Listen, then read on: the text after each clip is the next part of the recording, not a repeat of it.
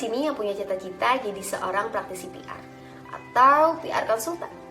Nah, ngomong-ngomong tentang PR, sebenarnya apa sih pengertian dari public relation atau humas? Pada tahu gak? Gak tahu kak. Apa?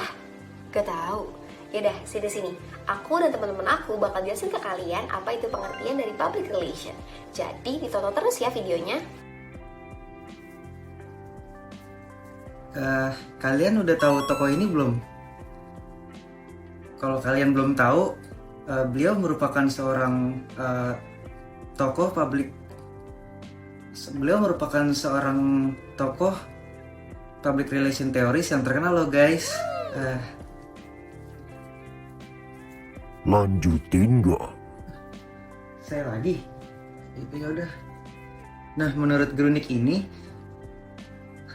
public relation ini merupakan kegiatan manajemen komunikasi antara sebuah organisasi dan publiknya.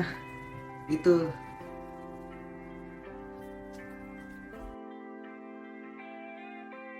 Pengertian lain menyebutkan public relation sebagai interaksi dan upaya menciptakan opini publik sebagai input bagi kedua belah pihak.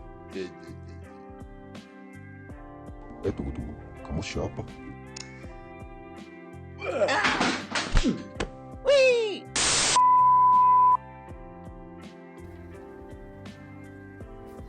Public relation merupakan sebuah pekerjaan profesional dalam bidang komunikasi yang bertugas untuk mendorong tercapainya tujuan perusahaan secara tepat, teratur, dan terus-menerus. Jadi, udah bisa bayangkan kan profesi public relation itu seperti apa? Public relation atau sering disebut PR merupakan penghubung antara perusahaan atau organisasi dengan masyarakat. Makanya pekerjaan ini sering disebut dengan humas atau kepanjangannya hubungan masyarakat. Namun, apa sih goals dari public relation ini? Kok kamu jadi nanya sih?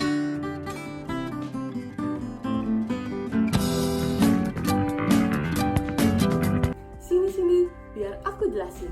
Tujuan PR harus mencerminkan masalah atau peluang yang didefinisikan dalam langkah penelitian loh guys. Tujuan PR tidak boleh berdiri sendiri.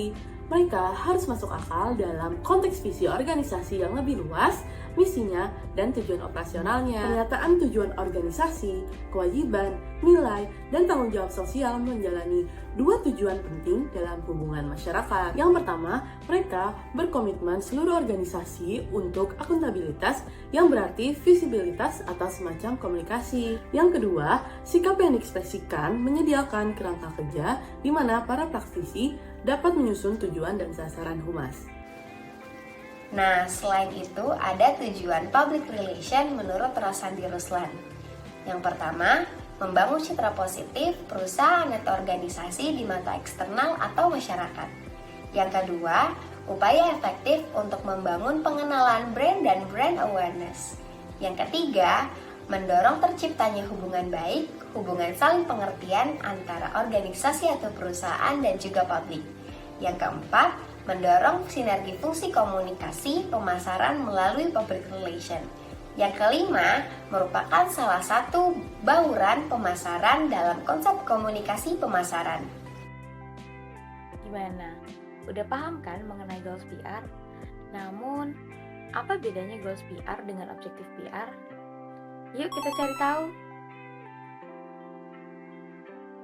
Nah, goals PR ini adalah tujuan umum yang ingin dicapai oleh program atau strategi PR.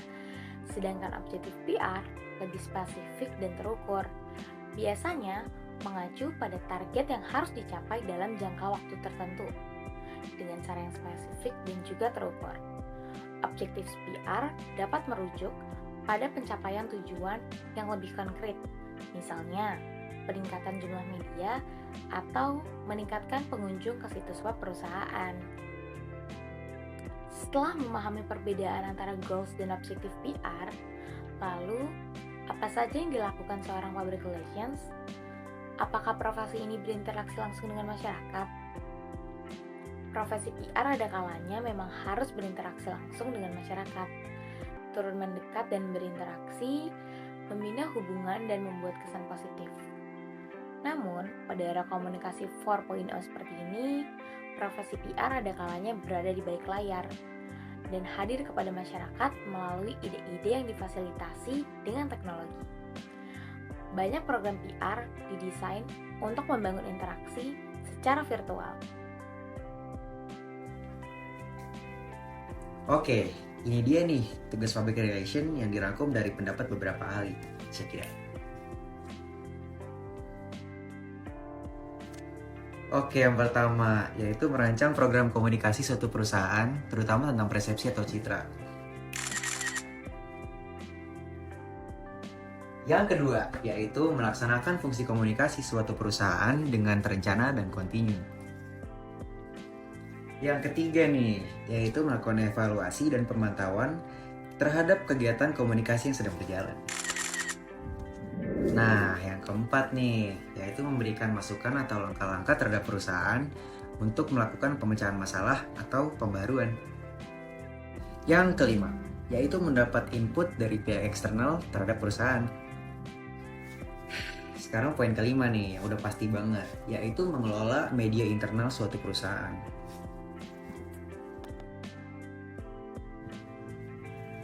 Nah, ini nih poin terakhir dan juga sekaligus poin yang paling penting, yaitu memberikan respon terhadap keluhan atau pertanyaan masyarakat terhadap perusahaan atau memberikan feedback. Nah, lalu ada pertanyaan, apakah PR atau humas ini hanya menjalani fungsi eksternal saja?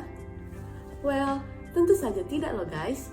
Seorang PR juga memiliki tugas internal perusahaan, yaitu membuat program komunikasi internal, melakukan audit komunikasi internal, membuat saluran komunikasi baik yang sifatnya vertikal maupun horizontal, melakukan motivasi bagi karyawan, dan mencegah dan menyelesaikan konflik.